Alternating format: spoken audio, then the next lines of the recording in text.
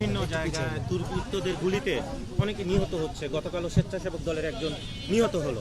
এই বিষয়টি ঘটছে, গতকালকের ঘটনাও তারই অংশ।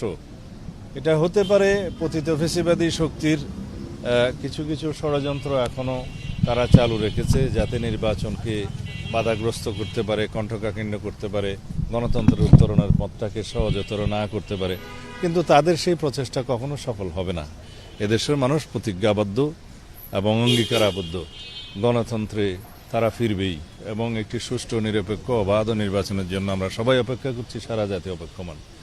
ইনশাআল্লাহ সবার ঐক্যবদ্ধ প্রচেষ্টায় এবং সকল রাজনৈতিক দলগুলোর আন্তরিকতায় আমরা সেই নির্বাচনী বৈতরণী খুব সহজভাবে পার করতে পারবো।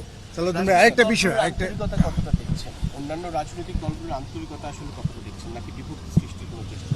সবাই শেষ পর্যন্ত তাদের অনেক দাবি থাকলেও নির্বাচনের জন্য সবাই প্রতিশ্রুতিবদ্ধ এবং তারা গণভোটের বিষয়ে, নির্বাচনের বিষয়ে বিভিন্ন সময় বিভিন্ন দাবি বা যুক্তি উত্থাপন করেছিল, অভিযোগ উত্থাপন করেছিল এবং আমার মনে হয় তারা শেষ পর্যন্ত বুঝতে পেরেছে। এখন তাদের যদি কোনো অভিযোগ থাকে নির্বাচনের লেভেল প্লেয়িং ফিল্ড এবং ইত্যাদি সম্পর্কে, সেগুলো নির্বাচন কমিশনে তারা জানাবে। নির্বাচন কমিশন এবং সরকার মিলে সেটা যথাযথভাবে অ্যাড্রেস করবে, সেটা আমরা আশা করি। আমি মনে করি এখন সকল রাজনৈতিক দল এক জায়গায় উপনীত হয়েছে, তারা একটি সুষ্ঠু নিরপেক্ষ নির্বাচনের জন্য সবাই আন্তরিক। জনগণ অবশ্যই এটা বলেছে। ভাই সালাউদ্দিন ভাই, একটু উত্তরবঙ্গ সফরটা নিয়ে একটু ভারপ্রাপ্ত চেয়ারম্যান যাচ্ছেন, প্রায় 4 দিনের সফর, এবং আমরা দেখেছি যে বিজ্ঞপ্তিতে বলা হয়েছে যে এটা নির্বাচনী আচরণবিধি লঙ্ঘন করবে না। এরপরেও তো উনি এতদিন পরে আসছেন, নেতাকর্মীদের তো একটা ঢল নামবে, সেই ক্ষেত্রে আপনাদের কোনো নির্দেশনা থাকছে কিনা? এবং এটা ভিন্ন দৃষ্টিকোণ থেকে হয়তো অনেকে দেখছে, কিন্তু 2024-এর ছাত্র গণ অভ্যুত্থানের শহীদদের যথাযথভাবে শ্রদ্ধা নিবেদন করা, এটা আমাদের দায়িত্ব, জাতীয় দায়িত্ব।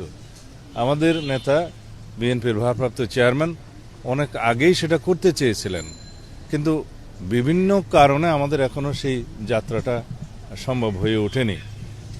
এই শহীদদের প্রতি বিনম্র শ্রদ্ধা নিবেদন করা এবং তাদের কবরে জিয়ারত করা, এটা জাতির প্রত্যাশা। গণ অভ্যুত্থানের শহীদদের আমরা ধারণ করি এবং আমাদের সেই চেতনাকে ঊর্ধ্বে তুলে ধরতে হবে। তার জন্যেই তার যাওয়া। এখানে নির্বাচন আচরণবিধির কোনো বিষয় নেই, এই দৃষ্টিকোণ থেকেই আমরা দেখি এবং সবাইকে অনুরোধ করব যেন 2024-এর ছাত্র গণ অভ্যুত্থানের মর্যাদাকে আমরা প্রশ্নবিদ্ধ না করি। আমরা শহীদদের আত্মত্যাগকে যেন আরও মহিমান্বিত করি।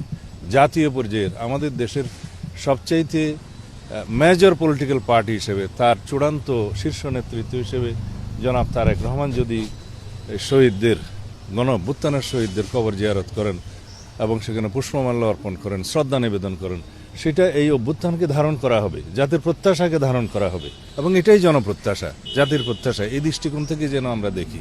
সালাউদ্দিন ভাই, আরেকটা বিষয় আমরা দেখতে পাচ্ছি যে ফ্যাসিবাদ বিরোধী আন্দোলনে যেসব জোট ছিল, বিএনপির সাথে আন্দোলন করেছে, তাদেরকে দেখতে পেয়েছি বিভিন্ন ভারপ্রাপ্ত চেয়ারম্যানের সাথে দেখা করছে এবং তারা নিশ্চয়তা চেয়েছে যারা যে বিদ্রোহী প্রার্থী না দাঁড়ায়। সেক্ষেত্রে ভারপ্রাপ্ত চেয়ারম্যান কী ধরনের পদক্ষেপ নিয়েছেন বা কী ধরনের আশ্বাস দিয়েছেন? আমরা ইতিমধ্যে পদক্ষেপ নিয়েছি, সাংগঠনিক পদক্ষেপ নিয়েছি এবং আমরা তাদেরকে ডেকে বোঝানোর চেষ্টা করছি।